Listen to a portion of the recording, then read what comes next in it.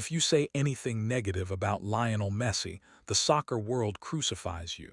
We've been sold the image of a flawless demigod, the good guy, the humble genius who can do no wrong. But behind the most aggressive sports marketing campaign in history lies an uncomfortable truth that the mainstream media and FIFA refuse to touch. Today isn't about his goals or his dribbling. Today, we're talking about how he bled his boyhood club dry, his questionable attitude when the heat is on, the awards handed to him on a silver platter, and how the system built a player who simply isn't allowed to lose. This is the problem with Messi. To understand the problem, we have to go back to where the myth began, Barcelona. They feed us the romantic story about the napkin and the hormone treatments.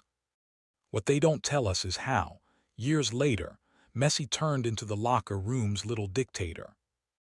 Remember that infamous €555 million contract.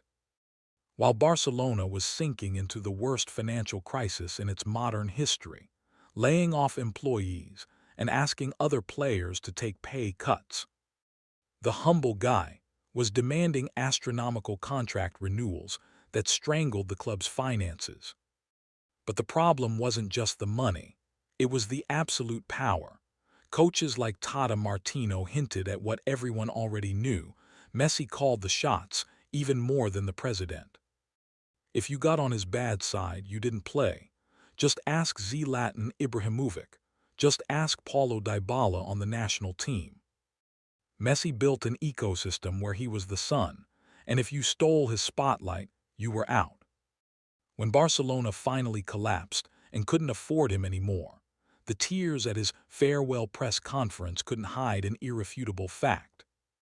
He was the main architect of the financial ruin of the club that gave him everything. But Messi's power wasn't confined to the front offices at Camp Nou.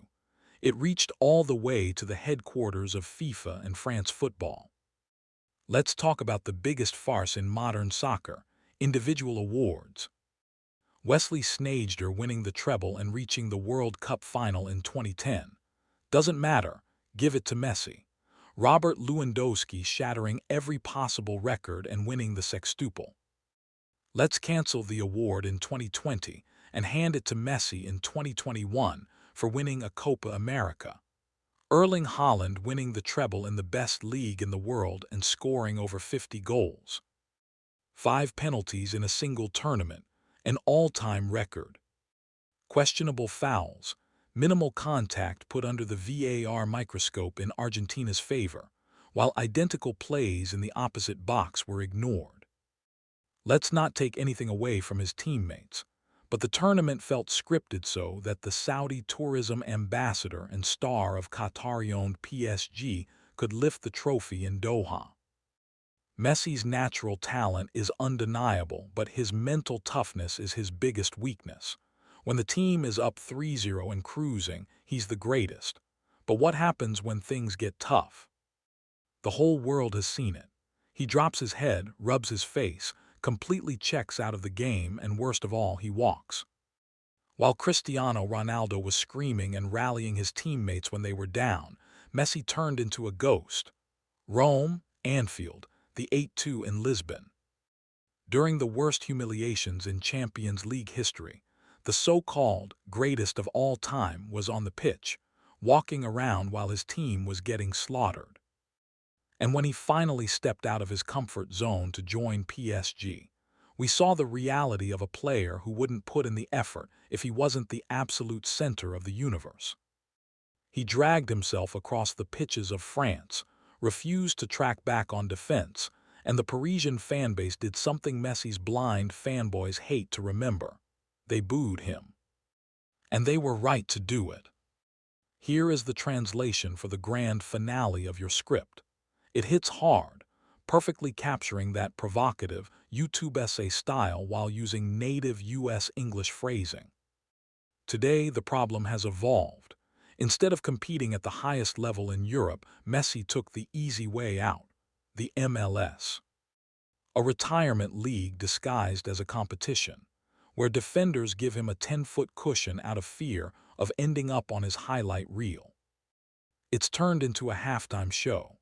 Bodyguards running down the sideline, Hollywood A-listers eating nachos in the front row, and an Apple TV deal that gives him a cut of every subscription sold. It's not soccer anymore. It's scripted entertainment. And yet, from a league with zero real competition, the media machine still demands we consider him the best in the world. Nobody denies that Lionel Messi has magic in his feet, but it's time to stop idolizing a manufactured figure. He was the architect of his club's ruin, the beneficiary of a system that handed him awards, a leader who pulled a disappearing act during the worst crises, and a player who chose dollars and media comfort over a real athletic challenge. The problem with Messi isn't that he's a bad player. The problem is that the world decided his flaws don't exist. What do you think? Is he a soccer god or the most protected product in history? Let me know in the comments.